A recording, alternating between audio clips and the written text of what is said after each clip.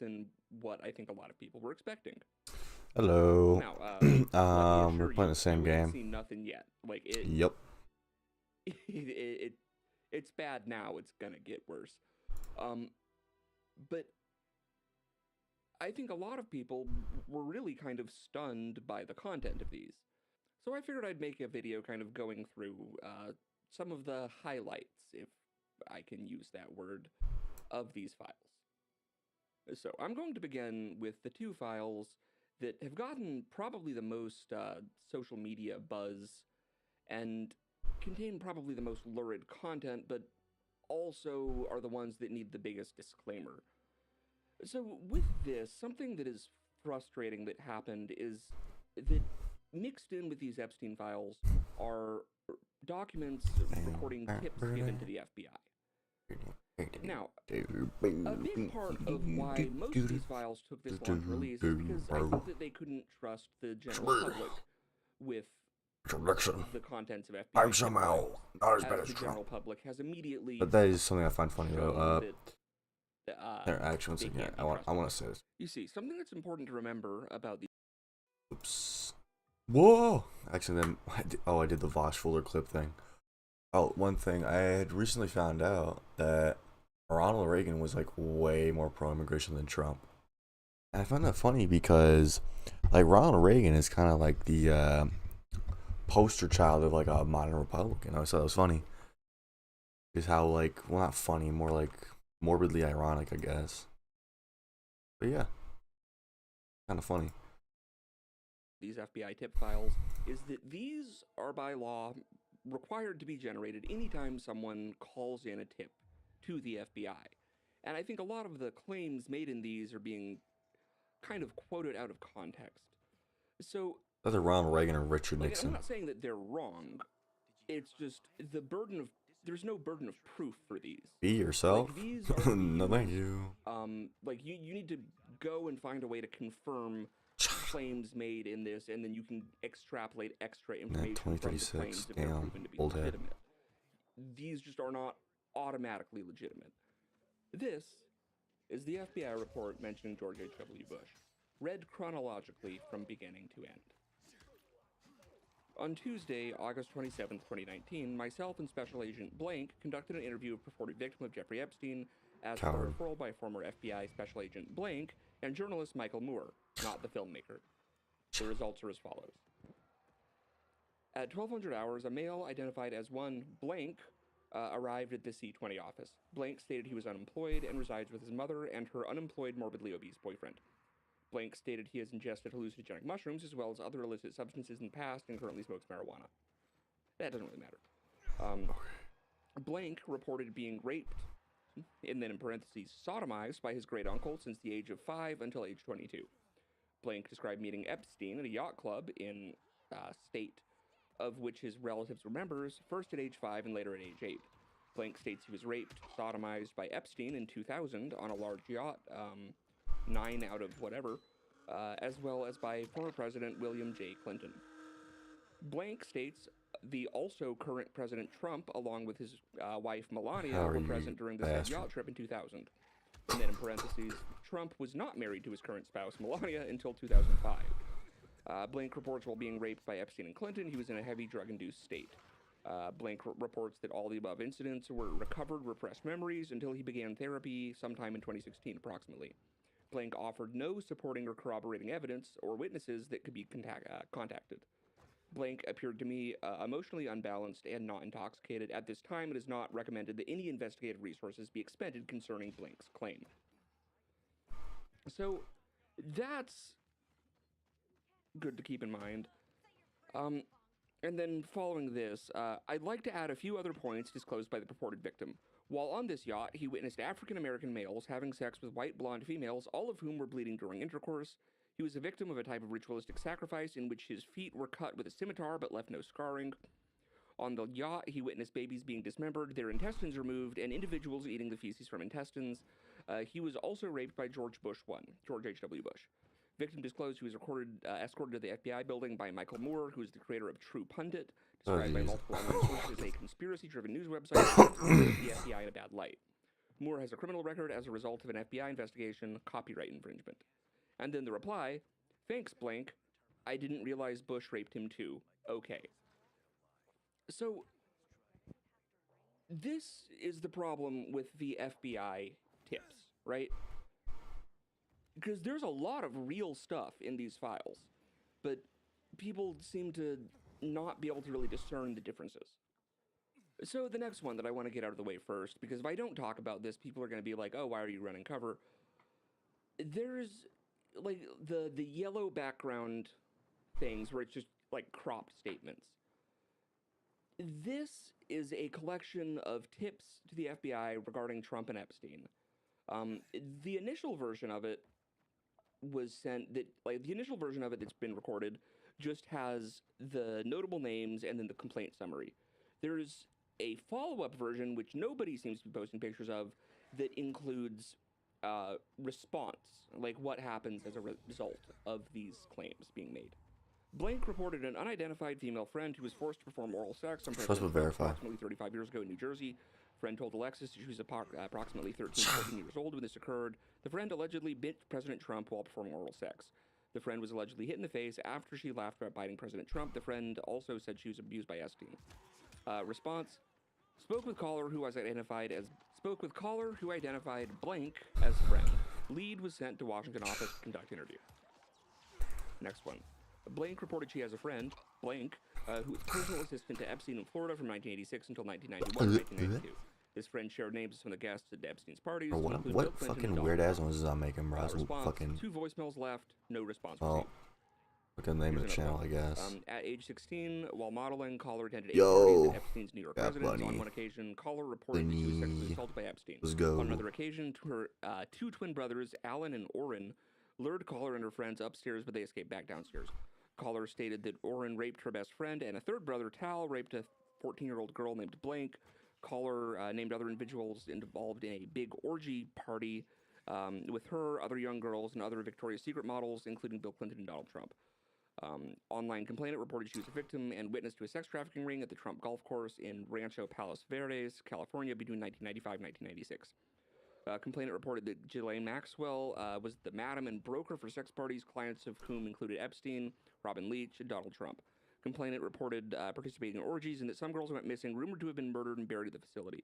Complainant reported being threatened by Trump's head of security there, that if she ever talked of what went on there or what she saw, she would end up as fertilizer for the back 9 holes like the other. Complainant claims to have video of high-profile sex parties dealing with cartels, having witnessed Robin Leach strangle a young girl to death at a party. The response to this: complainant was spoken to and deemed not credible. Additional research showed 3 separate, and then here it's blanked out, but then another one, 3 separate instances of institutionalization for Melania issues. My wife, Melania. It's frustrating to see those 2 being given the bulk of the actual attention here, because there's a lot of stuff in these files that I like little girl. I like little girls. Me and my pal Epstein. I know that great guy, Epstein. All right, let's start going through these. Great guy. Here we go. Epstein, cool guy. Blank from Jeffrey. He's my bestie. Where are you? Are you? He's okay? my bestie. I loved the torture. I'm trying to do the posture like that, like so lumbar, like idosis, or what the fuck? There's a lot of evidence. Like the what do you call it? Actual malfeasance here. The dementia pose, you know, that dementia posture he's got going on. By all indications, was Benjamin. My whore wife, Melania. I met her in a back alley in Bosnia. Melania. Now, I'd like to just take a moment right now to thank He's a whore. My wife, Melania. For being the one company willing to sponsor this video. They are really, like, maybe the best internet surplus, military surplus company. Definitely the weirdest in terms of the stuff they sell. Great guys there. Great guys. Very, very, very interesting selection. Have you ever wanted a this item? They have this item. They have this item. There will be a link and code in the description. I would like to extend once again my thanks to Chris and my boy toy, William Clinton, Industries for being willing to. Was it Bill Clinton? Now this one is a You tip know, when that actually came seems out, to like, about have more he sucked Bill credibility Clinton's to it. dick, I was, This originated you know, from I the almost Southern says I'd District of rather New have a York, gay president than a zoophile U.S. Attorney's president. Office, and was sent along to the FBI. My boy toy, I Billy. got a really strange phone call Billy, in the subject line. Come Improved here. normal. I'm lonely. This guy's name is Blank. We can number forget Blank's about mother's Elon. name. So he tells me that he and his mother have been kidnapped several times Just and you brought and across me. state lines because Oh, he's Elon. a hitman / drug dealer. Well, Blank. you can watch He did not if know you that want. Jeffrey Epstein was one of the men in the group that ordered the kidnapping of him and his Where's mother Joe? until he saw his picture in the paper. He was tortured by this group, and he recognized the face in the paper as one of the people that ordered the kidnapping and watched with his very affluent group torture him and his mother and kill his attorney. He reported the kidnapping several times to Special Agent Blank in Orange County, California. Sorry, I have to send you the phone calls I get. Blank, Victim Witness Coordinator, USAO, SDNY. This is more interesting. Now, there are a lot of emails in here referring to pizza in very strange ways. Like This is one cheese from Roy pizza? Hodges, Is that what they're Jeffrey talking about? Epstein, from Saturday, March 9th, 2013. I wanted to let you know the crew really appreciated the pizza today. Thank you for letting us do that. Roy and Stephanie Hodges. My boy toy, There Melania. you go. And my side chick, Bill And Clinton. this one is from My Blank, boy toy, Bill Clinton. And my side chick, and it's Melania. a She's a whore I met April in 2nd, Bosnia. 2016. A blanked out email address sends an email with the subject line, The Pizza Monster. It appears to include an image and then a shocked emoji and then sent from my iPhone. Jeffrey Epstein replies, She looks pregnant. And then the original sender of this replies later that month, April 26th, You mean radiating a soft glow with the look of bliss and excitement. Yeah, that's the pizza. Here's one from Blank to Jeffrey Epstein vacation at gmail.com. Subject, Viru. Attachment, Viru Equity Research Brookline. This is better than a Chinese cookie. See attached. Let's go for pizza and grape soda again. No one else can understand. Go KNO. What if Go it, no. what if this is just totally Which is a innocent term and they're that talking will about actual pizza? recur throughout this. To and from are both redacted. Subject, alert, send pizza to Bobby at 1 p.m. Wait, is Melania I don't know Bosnian? why they need to redact who that's from. Who cares? From Is the Daphne cheap whore Wallace from Bosnia sent, or to Canada? Jeffrey Who Epstein. knows? May I Who bring cares? in your slice of pizza to you? Respectfully, Daphne. 6 p.m. That's an odd email to get. So here's one. So it's just from Blank. Subject, slicing a pizza to Blank. And it just says hilarious, and then apparently it has an image. This gets forwarded to someone else, a bunch of Hebrew text. It gets forwarded to a guy named Yadin Dudai with subject forward, slicing a pizza. It gets forwarded again to Prime Minister Ehud Barak, and Obama? Barak forwards it to Epstein, writing, No, F- not Obama. No. Epstein responds to Ehud Barak, former Prime Minister of Israel. Funny, Oh, equivalent of course. to people that feel that on leap year they get an extra. like I don't have a problem with Jewish people. I do have a problem with Something to if it's remember. Israelis. The official Not FBI very chill investigation into people, Jeffrey as Epstein of was recent. called Operation Jewish Leap people? Year. Chill. I like Jewish people. I like Seth MacFarlane. Is Seth MacFarlane Slicing Jewish? a pizza. Who knows? What does that mean? This is from Jeffrey Epstein to Michael Wolff. I know. Achilles heel, misspelled. Melania, transcript. Melania also focused on dates of porn star before birth of Barron or after. They also now have Oh. 2 army people escorting her kids to school. Smiley face. Oh, yeah. Which is a bizarre email. This one is from Blank to Blank. That's been redacted. Melania, Subject, where's my problem. Tamagotchi? Melania, Hi, tell me. Ricky. I'm sorry, I know that you were busy, but a bunch of my old emails have disappeared, and they are very important. In my inbox, I have a subfolder named Leap Year, and it looks like everything earlier than September 2007 is now gone. Is there a way to retrieve them? They are now the subject of some litigation, so it's really important. Thank you, Blank. Here's one from Jeffrey Epstein to Martin Nowak, who is a mathematician at Harvard. Subject, Blank. And the email just reads, Did you torture her? Torture appears to be a recurring theme here. This is from Jeffrey Epstein to Blink. How about a hit list for next subjects to ice cream boarding, my version of torture. Then the person he sends it to replies, what is ice cream boarding? Waterboarding with ice cream? I imagine today is torture for you, all the food and talk about food and cooking of food and gorging oneself. Happy Turkey Day anyways. Veronica, I have a horde of infected here. We can deal with that. Boarding? I hoped it would be empty by now. So the explanation that seems to make the most sense that I've seen is that ice cream is used as a slang term for methamphetamine, and this would refer to forcibly overdosing someone with meth, which is like a well-known thing that occurs in types of torture, but here's one. This is a screenshot of Epstein using Skype. He's talking to a contact of his on Skype just called Torture. I am still waiting and watching the melting cheese drip. Smiley face sent via BlackBerry. Bro, BlackBerry? Watching the melted cheese drip to your Skype contact named Torture? Are they melting children? What the fuck? Probably. To Jeffrey Epstein from Blank. I give you permission to kill him. He is apparently with Blank. He lied to you and he lied to me. Sent from my iPhone.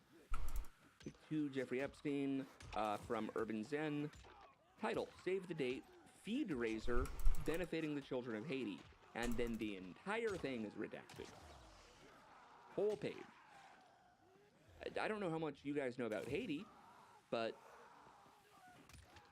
that doesn't seem good. Same day, Jeffrey Epstein writes, whoops. And then the person whose name, first name appears to be Susan, just because they kind of half-assed the redaction here. No one will lie to you and get away with it from me. No one, whoops is correct, sent from my iPhone. Eva Dubin wrote, Mary Kennedy found dead in her backyard. Sent from my Verizon Wireless BlackBerry. Jeffrey Epstein replies, whoops. Here is Jeffrey Epstein sending the leaked Podesta emails to Peter Thiel. Here we go. Here's one.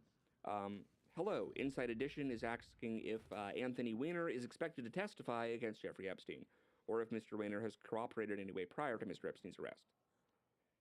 Here's one from Daphne Wallace to Jeffrey Epstein, the same Daphne Wallace, actually, that was asking him if she had his permission to bring in his pizza slice. It's just a email to do with basically renovations, but of these renovations, there's 4 picture file names that are completely redacted, which is very, very odd.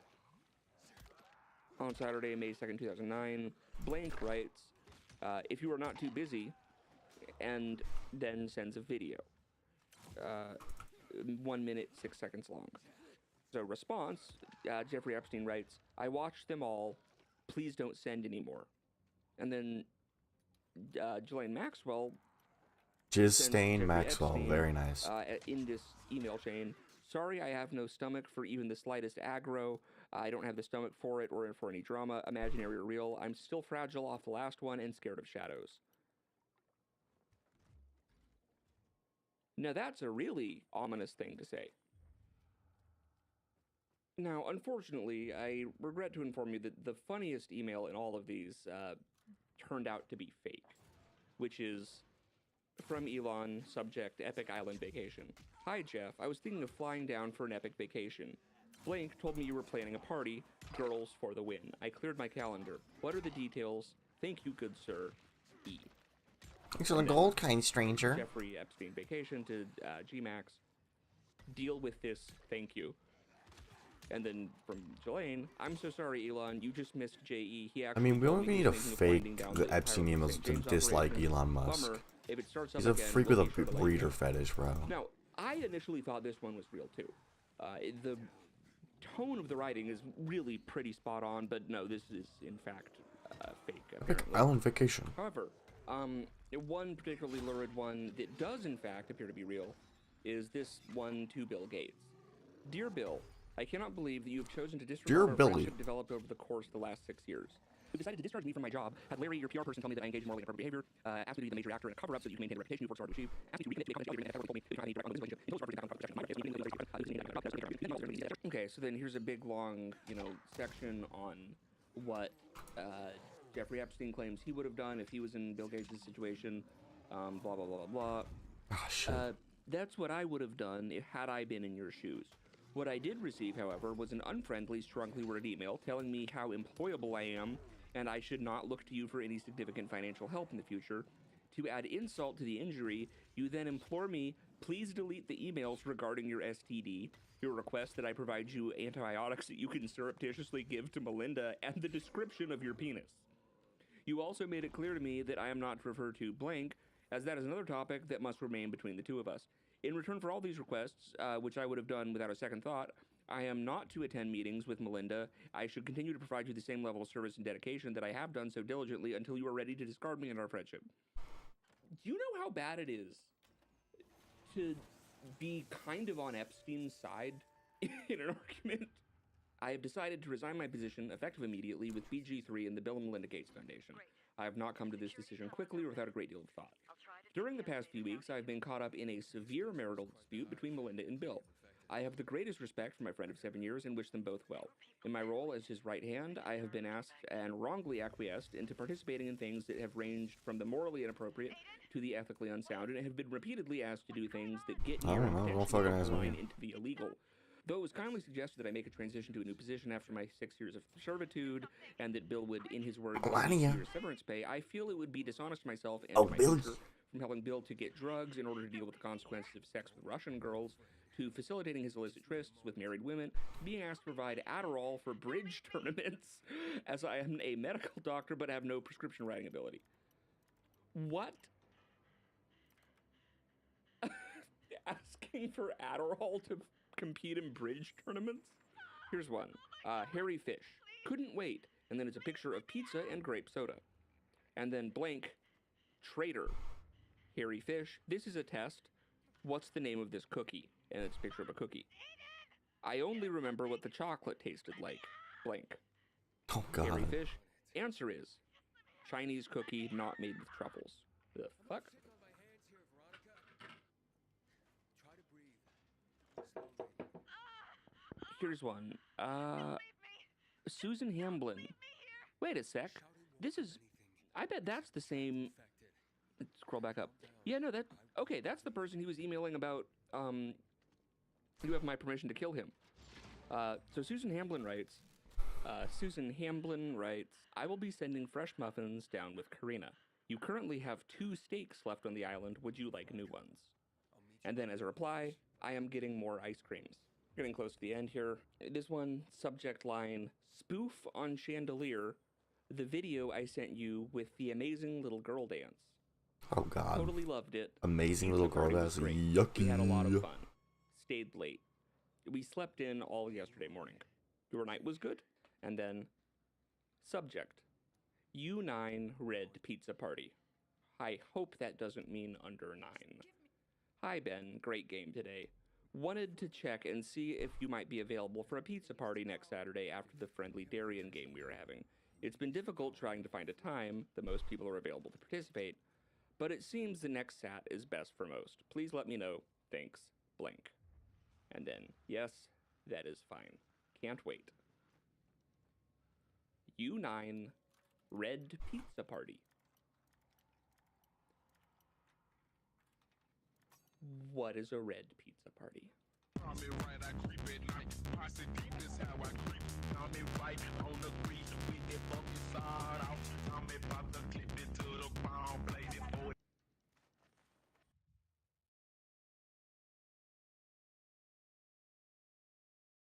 The term serial killer wasn't first used until sometime in the 1930s and only became more widely talked about in America in the early 1970s. Since then, though, it's evolved into this larger-than-life idea, walking this dangerous line between real-life tragedy and fictional entertainment.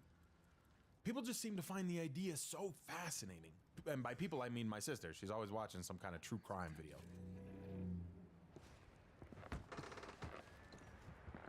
The weirdest thing to me about it, though, is the fact that we only started talking about this 50 years ago.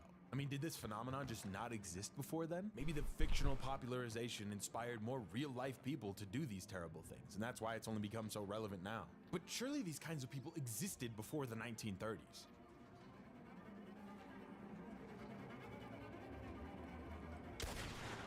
I mean, consider that back then it would have been much easier to get away with something like this. You know, the only way you could get caught, really, is if you wanted to be found.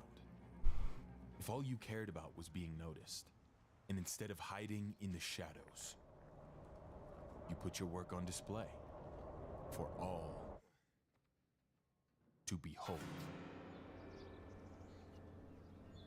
This spot right here, just south of Braithwaite Manor, is one of 3 locations around Red Dead Redemption 2's map where a body has been mutilated and displayed like this. Placed here by the most notorious serial killer in Red Dead Redemption 2. And we're gonna find him along with Is there a couple multiple? other mysteries. Then why wouldn't it be At the end of notorious? the video, I'm gonna try and figure out how this could potentially connect to the serial killer in GTA 5.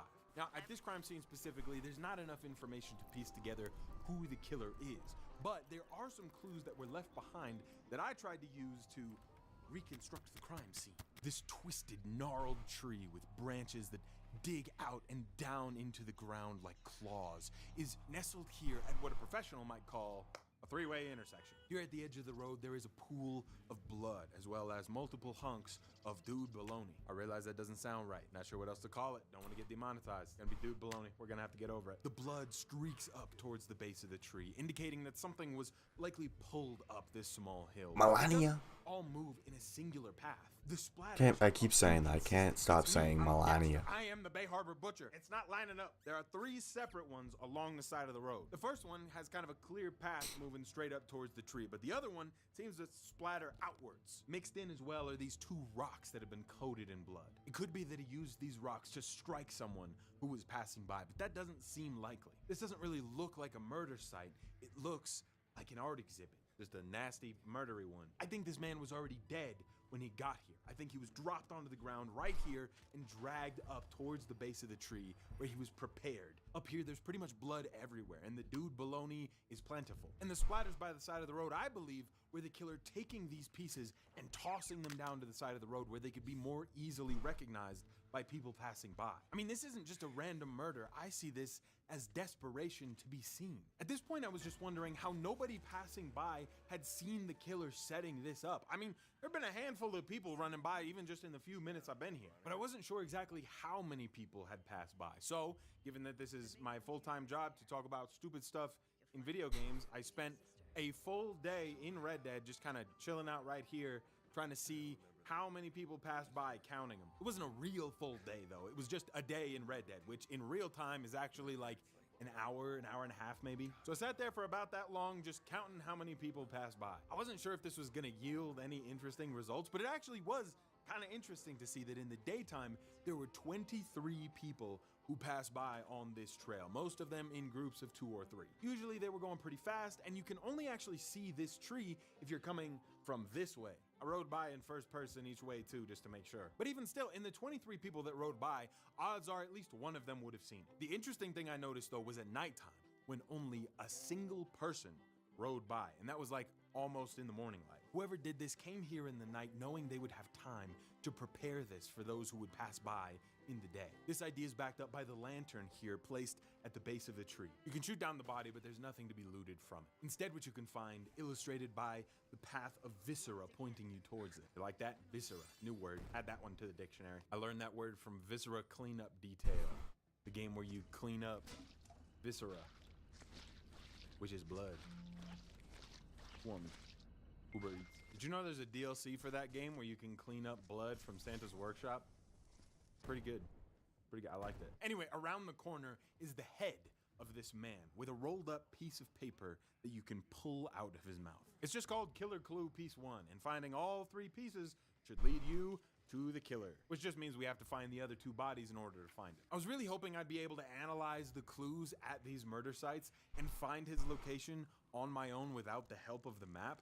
So I just kind of rode off into the general area, hoping for any specific dialogue to the situation. Maybe anybody had seen something or heard something, but there just wasn't really much to find. I mean, some people would ride by, see the body, and then just yell, "Jesus!"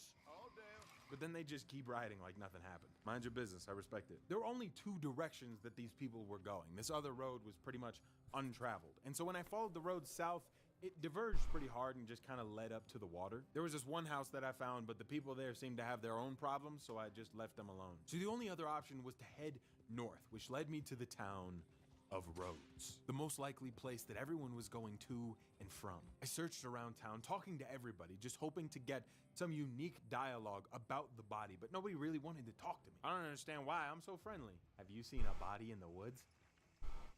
The only interesting thing I found was this boy in a sailor suit calling to me from this basement window. Mister, I've been trapped down here.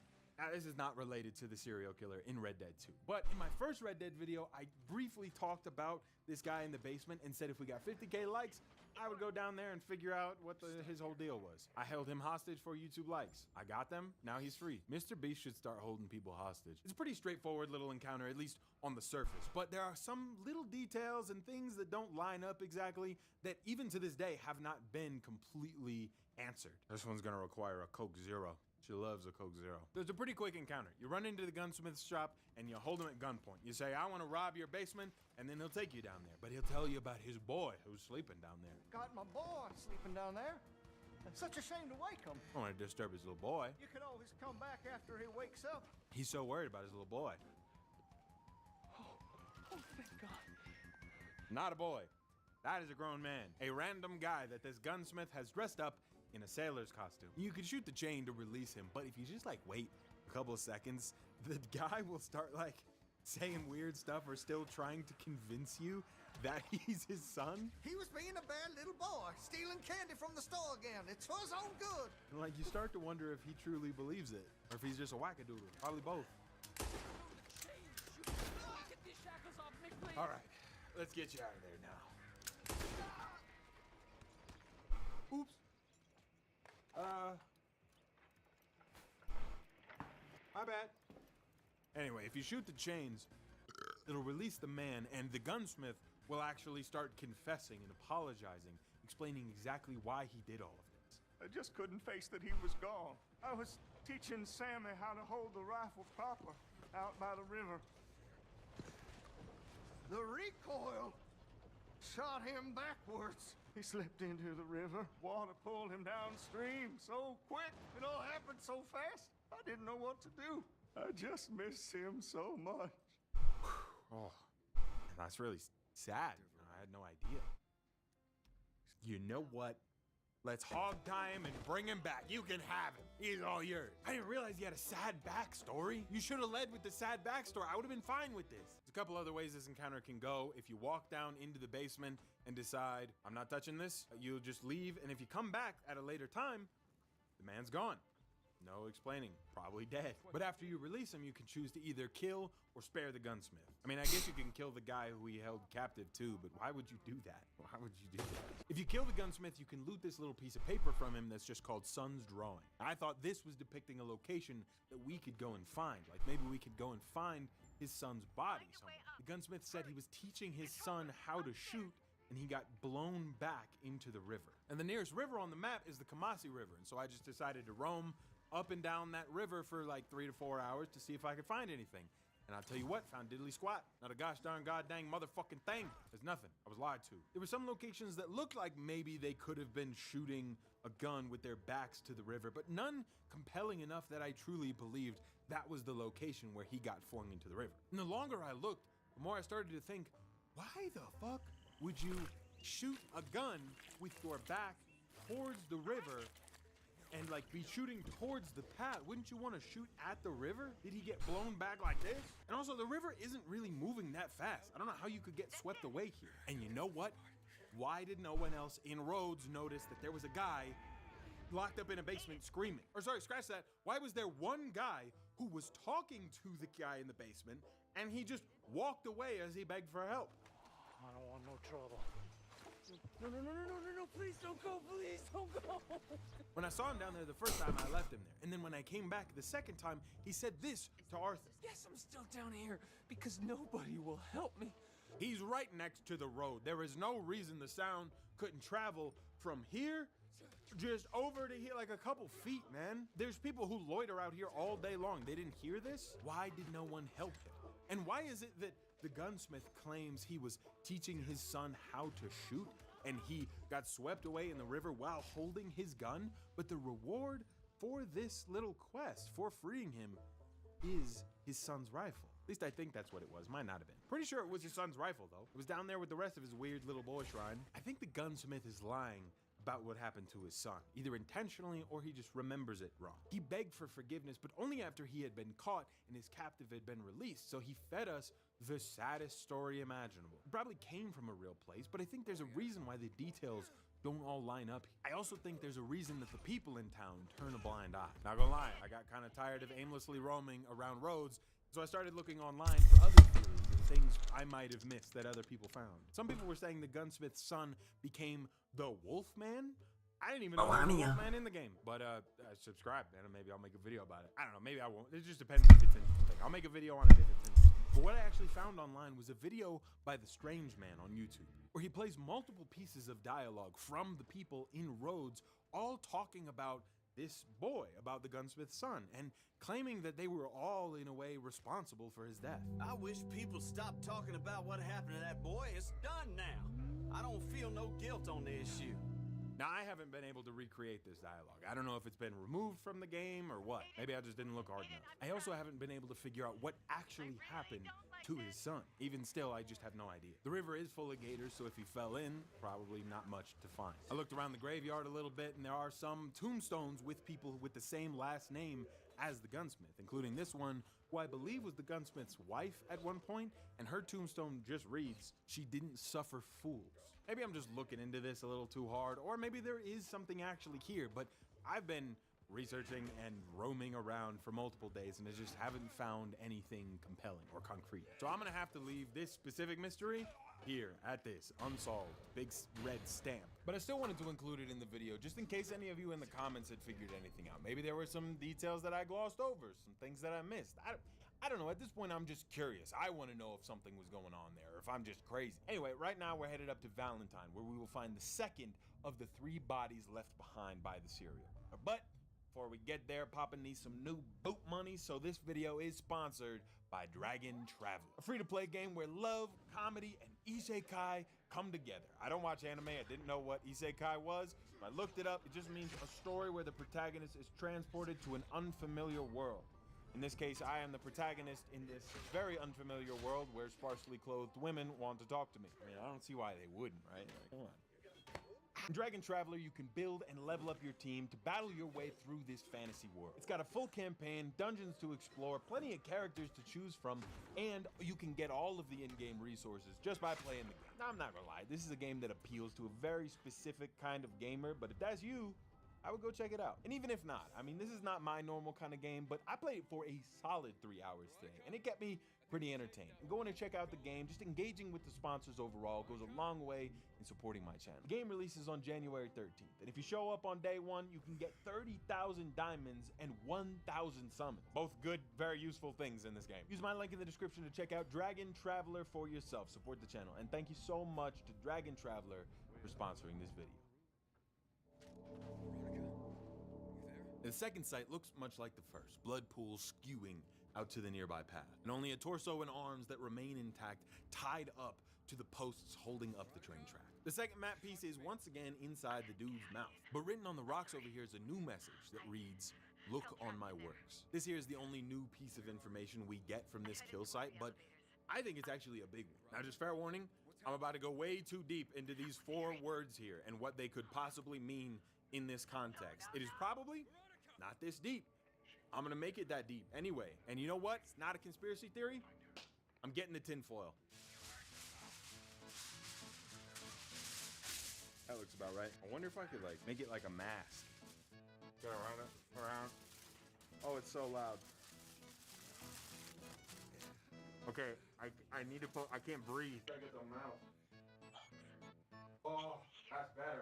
no fear, citizens. Tinfoil Man is here. He can line a baking sheet in a single bound. So, in the early 1800s, Percy Shelley authored a poem called Ozymandias, one of his most famous works. I'm gonna read that to you right now. It goes, I met a traveler from an antique land who said, 2 vast and trunkless legs of stone stand in the desert. Near them, on the sand, half sunk a shattered visage lies, whose frown and wrinkled lip and sneer of cold command tell that its sculptor well those passions ray, which yet survive, stamped on these lifeless things, the hand that mocked them and the heart that fed.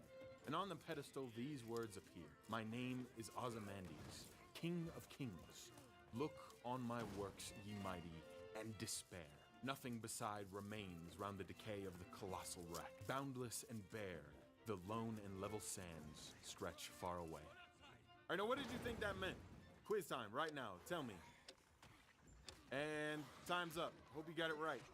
The consequence for failing this quiz is being encased in tinfoil for the rest of your life. And you don't want that. It's so loud in here. It sounds kind of like this. I don't know if this is picking up exactly. Now, there's only that one phrase that correlates this poem to Red Dead Redemption 2. It's those 4 words spoken onto the plaque by Ozymandias, look on my works, ye mighty in despair. It didn't say that part. Why would they choose to have the serial killer in this game recite those same words as Ozymandias? The poem itself is about power in time. Even the man who proclaims himself King of Kings will have his legacy washed away in its sands. Is the game trying to equate this serial killer with Ozymandias? Or even further, make a commentary on all serial killers? I'm no expert. I don't think I have to tell you that exactly. But a quick Google search will tell you that delusions of grandeur and just pure narcissism are pretty common among killers like this. It's falling apart. This thing is driving me absolutely nuts. You know what? No tinfoil for today. No tin. That's evil. That's such an evil thing to put on your head. You wanna try it? I made her a little pirate hat. Ready? Veronica, get away. Gonna look awesome. It looks awesome. Oh, This leads me to believe that the serial killer in Red Dead Redemption 2 is no different. Obsessed with how others see him, and yet seeing himself as above them all. These sick murder displays are his statue, and like Ozymandias, they give him a sense of power now, but in time they will be lost to the sands just as he will. I do have another theory. About why they put this poem into the game and how it all connects to the serial killer in Grand Theft Auto 5. But I want to actually find the killer first and dig into a couple more of the clues before I start throwing stuff like that out there. But for now, I wandered up to Valentine to sleep through the night, planning to look for the 3rd and final clue in the morning. As I rode into town, though, I was stopped by a woman claiming she needed my help. Hey, mister! Yeah, you! Come over here! I'm in a real bind. This fella, he's in a bad way. You gotta help me. It was me or him, I swear. The hell I is gotta clean this room. Can you get rid of him, please? So she's claiming that she killed this guy in self-defense, that he was hurting her, and this was her only choice. It was him or her. And she needs your help getting rid of the body. And if you agree, she'll suggest that you take the body up to the pig farm, where the body will be eaten by the pigs. She suggests it awful quick, too. And in exchange, she'll give you all the money she has. Couple problems. 1, she's got no wounds. She doesn't look like she's been in a fight at all. 2, that suggestion to feed the body to the pigs, awful fast, awful specific, awful strange. And 3, if you tell her no, she'll try to kill you. So she's lying about why she killed him, but that just begs the question, what was the actual reason? Well, with my astute detective skills, I've deduced the answer. The what now? And The that is fucking missile strike. The I fuck? really wanted to. Official quote, just cuz. Why not? I don't know, got bored. This woman is also a serial killer. A different one from the one we've been investigating so far, but a serial killer nonetheless. She lures men up to these private rooms and gets them while their pants are down. And I say serial killer even though we've only seen one body, because if you do this for her, you agree and everything like that, you can leave, come back a little bit later, and she will have done it again. And she asks you for help again. This time without all the gumption, though. It's pretty obvious that she's lying now. Thank you! Quick, this way! I can't believe this happened to me again! What I love about this encounter so much, and a lot of the side content in Red Dead, Right. is the multiple different ways that it can play out. You can go and tell the sheriff that she killed this man, and he'll come get her himself. You can hog tie her and take her to the sheriff yourself. You can kill her and then just go tell the sheriff, or just help her and be evil. And if you leave her alive and just let the sheriff handle it, she will eventually be hanged in the town center. And while listing out her crimes, they'll mention people that she's killed that we didn't even know about. Serial. Technically, a serial killer, just not the one we're looking for. No, the one we're looking for has left us one final piece of information in the general area around Wallace Station. This one I did have a hard time finding until nighttime. They definitely put the lanterns here so that you could find it. I would not have found this without the pretty light. This body specifically was not as artsy as the others. I don't know if my man just ran out of time or what, but he just kind of tied a rope around the rock and called it a day. It's not his finest work. It is also along the train track, so my guess would be that he's using the train to get around the map to put these bodies here. Now, before I picked up the final piece of the map, I wanted to try and deduce his location just based off of these 3 points on the map where we knew he had been. Okay, so he's got the bodies strung up here, here, and here. And each time, if he's using the train to get around, he is moving south of the station. My guess is that he's trying to move further away from where he lives each time. So that would put him about north of this line right here. And he's got to be getting onto the train somewhere. And we think he's taking these bodies onto the train with him to be prepared at other locations. And so my thought is he's probably getting on at a smaller station using either big luggage or leveraging a job on the railroad even. Now there's only one place that you, the player, can get on the train above this line here, and that is in Annisburg. I went over there, I couldn't find anything, so I'm gonna assume it's actually this spot right here, an unmarked station on the map, right up around the Bacchus station in this general area. And I could have been in Annisburg and I could have just missed it, but I'm actually going to put my firm guess right there at the Bacchus station and like in a general radius around it. And now, moment of truth, let's open up the map and see if we were right. Yeah, it didn't give a location on the map, so I had to go look around anyway. I had another big brain idea that we could maybe use to track him. If he was taking this train track down specifically and stopping at each different station, what if we just followed the train tracks up and maybe it would take us to the general area where he was? I really thought I was being smart, and I was blown away by the fact that when you go through this little tunnel, there's like a little bit of writing on the wall. I was like, oh, for sure that's the path to him. I just gotta follow the train tracks. I followed him all the way up, found a little shack with dead people in it. Was not related. I really hoped it was related. I didn't even make it up as far as Bacchus Station. I got kind of sidetracked. I went over this rickety bridge, and then boom, a big marker on the map just to the never eat soggy waffles, west of Rhodes. Valentine. To the west of Valentine.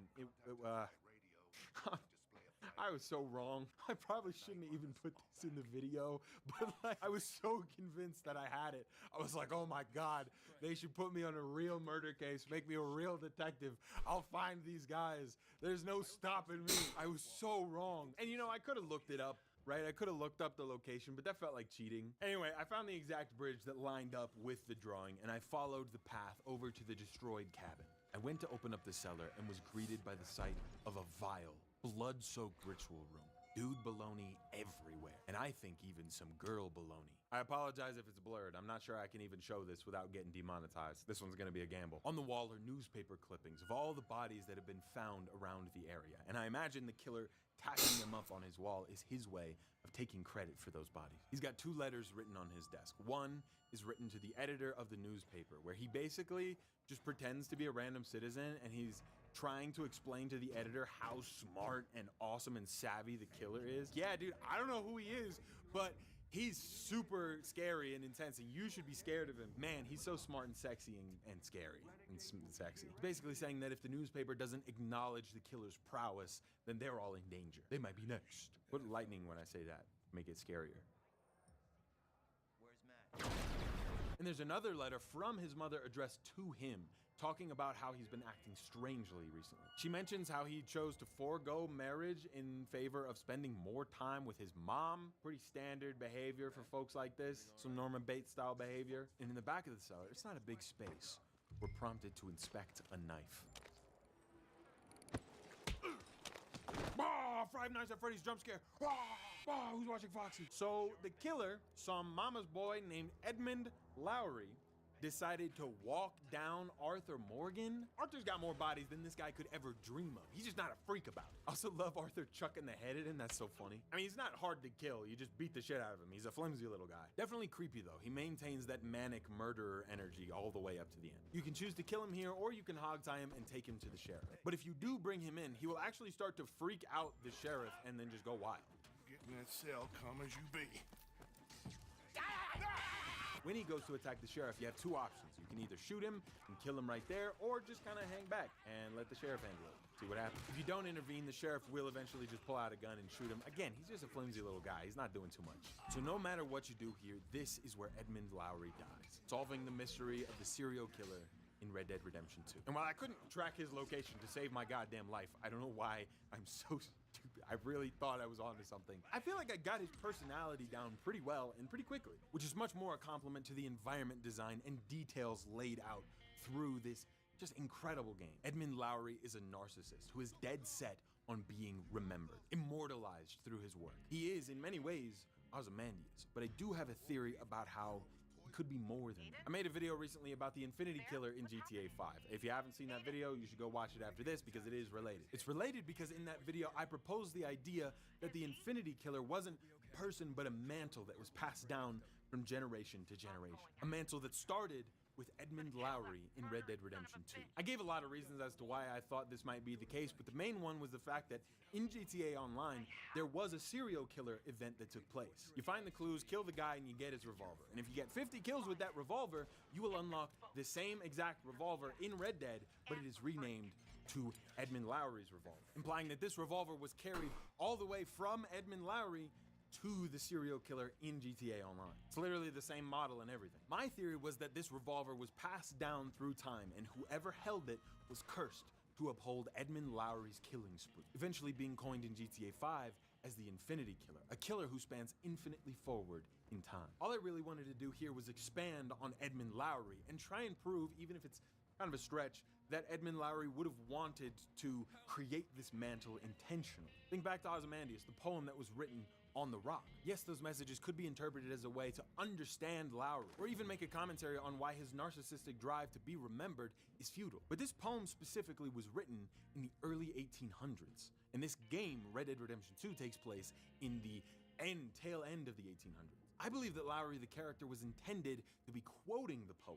as if he himself had read it. After all, it is his writing. He was so obsessed with being remembered, but eventually he knew that time would defeat him, that he would be forgotten. In the end, though, he didn't really seem to care about dying. If anything, he seemed to invite it. But maybe that's because his life specifically was never what mattered. All he cared about was that others would look on his works in despair. And creating a mantle that transcends generations was his way of doing that. There's not a lot to go off here, but honestly, I think it adds a cool layer to the idea. It does leave me with a few questions, like how does one create a serial killer mantle curse thing? Is there like a store for that? Something? Curses R Us? Xmart? Like, if it is true, was it intentional truly on his part? And did he mean to create the Infinity Killer through time, or did it just kind of happen that way? Another question, is he actually blood related to the serial killer in GTA 4, Eddie Lowe? Because the names are very similar, and it's possible that they just did this as a nod to the other game, but it's also possible that they are blood related. We didn't see him have any partners of any kind, and he chose to forego marriage. But in the note from his mother, she talks specifically about how she hopes his choice in partners has improved in some way, meaning that he has had partners in the past of some kind. And the last question is, are these just Easter eggs, like little things we get to theorize on and look into, or are we gonna see more of this kind of stuff in GTA 6? Are we gonna see this story continue? I would love to see the story continue, because then I get to make another video. Honestly, I have no idea. I'm just some guy trying to connect the dots for a stupid YouTube video, but I am curious. It is really interesting to me. Let me know if you guys find anything else, or if there's a couple things that I missed throughout investigating this little mystery in Red Dead Redemption 2, but in the meantime, click the card right here to go and watch another one of my videos. Thank you to these people who subscribed on Patreon. I really appreciate it. I'm using your money to build a better studio here in my basement. I'm thinking about a video on GTA 4 where I talk about the serial killer, or just some stuff in GTA 4. I really think that game has like a creepy atmosphere. I think it'd make for a good video. Or I'm thinking Red Dead Redemption 2, I talk about the monsters, like the Wolfman that we saw. There's also like Frankenstein and aliens in Red Dead 2. I'd love to talk about it. If you guys would be interested, let me know. I've got a few in the chamber, so subscribe if you want to see any of that kind of stuff. Thank you so much for 700,000 subscribers. Absolutely insane. It's unbelievable. Dream come true. Thank you guys so much. But click the card. Thank you. Goodbye.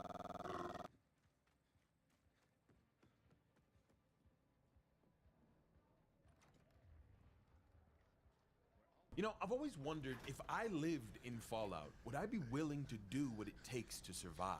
I mean, in a world like this full of mutants and other weird things, you'd probably have to get pretty weird yourself if you wanted to live.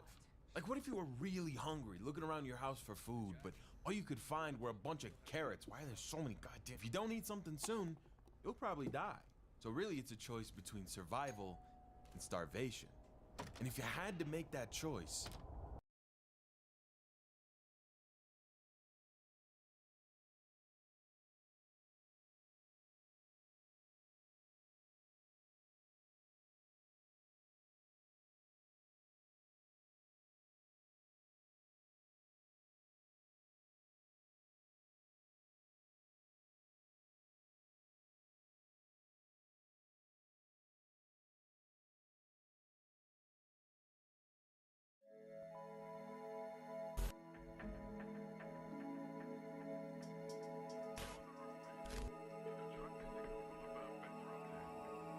Hello, welcome back, and before we get started in this video, I want to explain to you why you're probably seeing this again.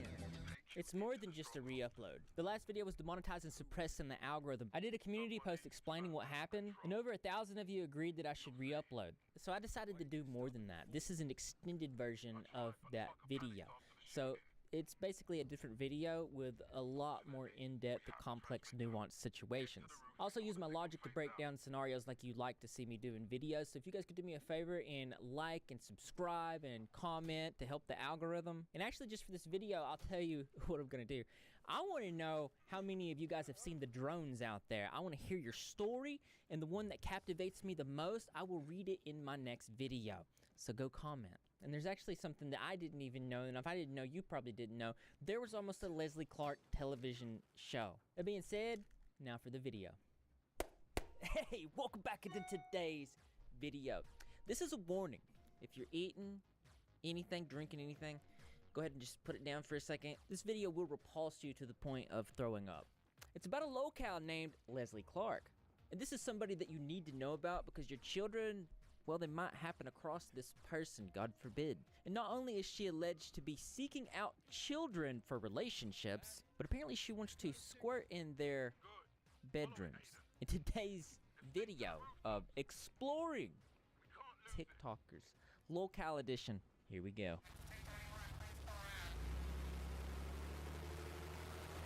This is going to be a very comprehensive, put together video, probably the most comprehensive on this specific topic that I've seen. If you're unfamiliar with who Leslie Clark is, Leslie Clark is one of the internet's most infamous locales. And the way that she conducts herself on the internet is,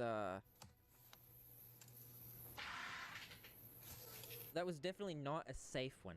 We've been covering really odd rabbit holes from the deep dark crevices of the internet lately. Like with my last video, Nova Online, and the Topiachu documentary. These people are alleged internet predators, and while the people showcased are absolutely disgusting human beings, the point is not to make fun of them. The point is to raise awareness and explore the dark crevices of the internet, so you know what to look out for and keep your children away from.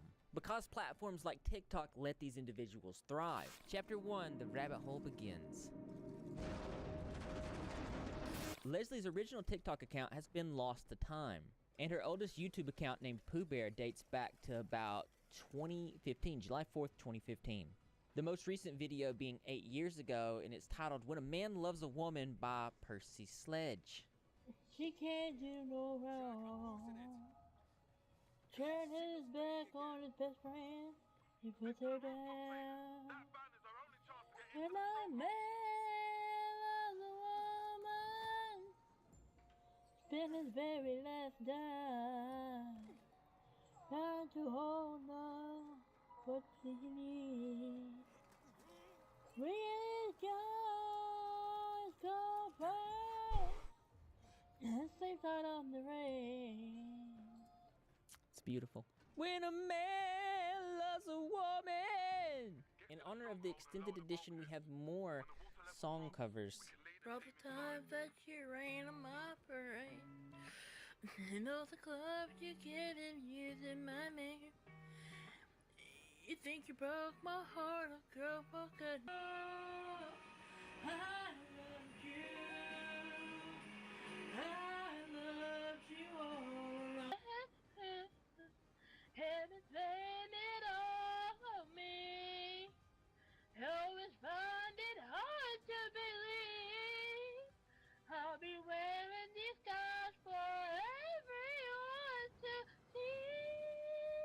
The most recent YouTube channel is titled simply Leslie Clark. Was created September 26th of 2017. The most recent video here was posted 3 years ago. It's titled Sniper Wolf. Please see this, because I'm thinking about starting a position to cancel Vegan Teacher. Girl, one, love your videos, shit like that. But anyways. Interestingly enough, the most popular video on this channel is I am so sorry. That apology is very relevant and is her apologizing about faking a pregnancy. She faked the pregnancy by a name she obsessed over named Perry. We'll talk about that later as well. Leslie's main TikTok account says, "Wait, I'm Queen Bad A 2461 Leslie Clark," with over about 49,000 followers and 2.6 million likes. Now there's a few other accounts that aren't really relevant. As she says, this one is the only account. Show yourself in baggy clothes and then in a bikini. And I'm going to encourage you not to go searching for things like this about her. There was one YouTuber that did. And on these TikToks and some of her deleted accounts as well, she would post a variety of things. And some of these things would include thirst traps, where she would be dancing with some revealing clothing on. And for copyright issues, I will not be playing the song that's being played here. But in case you're curious, the song is Down on Me by Jeremiah. And she's posted other thirst traps, which I will save you from because they get pretty revealing. And then she would post videos like this with it labeled bath time, where she would record herself in the bathtub cleaning herself, singing her favorite song. And I guess these videos were just a way to try to get people to go to her OF account, which I was very unfortunate to have seen. Some people have posted some videos from her OF on the Reddit Snark page, and yeah, I suggest not going to look for these. So my approach to this video is to break down the lore and show you who this person is. And we're going to start with her fascination and love of vapes. When a man loves a woman. Let's start with the fact that she's got a vape collection on her wall. She saves the previous vapes that she's had, showcasing this true desire to just have these things. She also does this thing where she has vapes on lanyards around her neck. It's a very common thing she does. She even posted a video titled Vaping is Life. I'll be vaping, so if you don't like it, oh well. But here I go. And this is literally just a video where she's showing that she's vaping.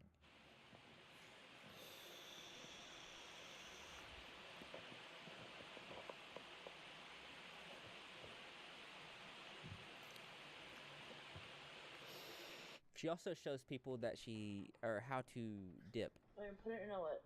Like that. But I ain't gonna put nothing in right now, cause I already got some in, so. She's also seen to be smoking heavily, which sparks a lot of debate in the Leslie-verse. One user saying, random thought, I wonder how Leslie is going to survive when the state of LA is going to prohibit fruity disposable vape sales. She'll switch back to cigs. Not that she stopped while vaping, I don't know how her lungs do it. Honestly, her love of nicotine has probably contributed to a difficulty to breathe, and it can be seen in a lot of her videos. How do I get ugly?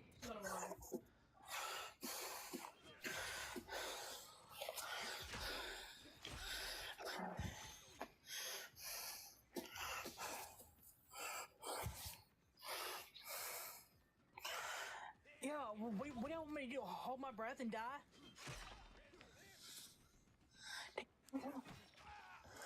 Tell everybody keep accompanying the breathing. Do you want me to hold my breath and die? No. I want you to breathe.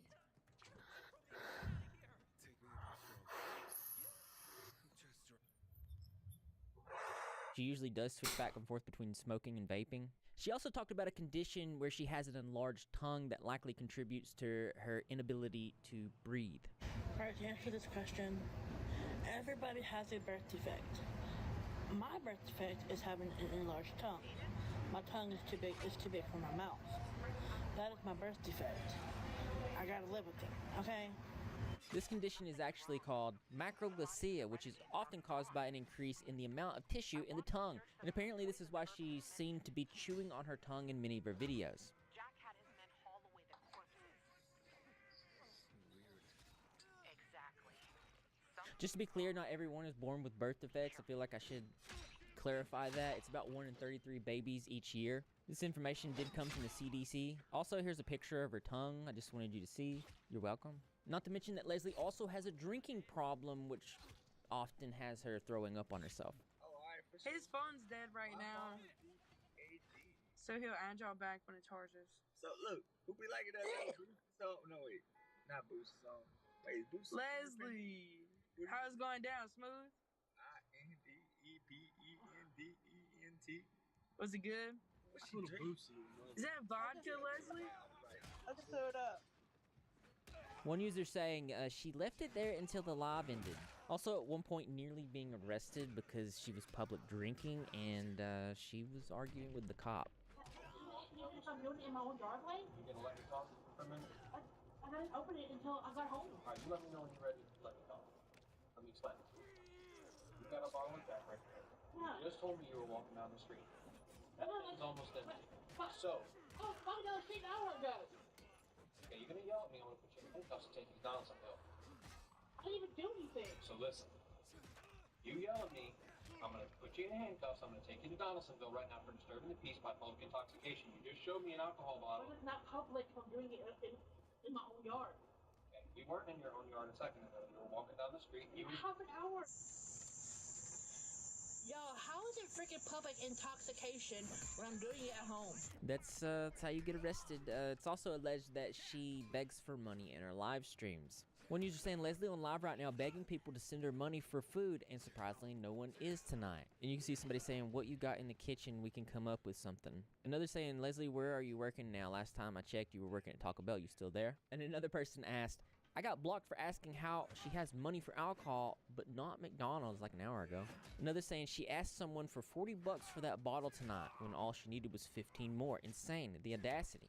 How are you going to spend money on alcohol and then beg for money for food? And unfortunately, all these things that she does with the smoking vapes and cigarettes and alcohol attributes to ill health and makes her often wind up in the hospital, to which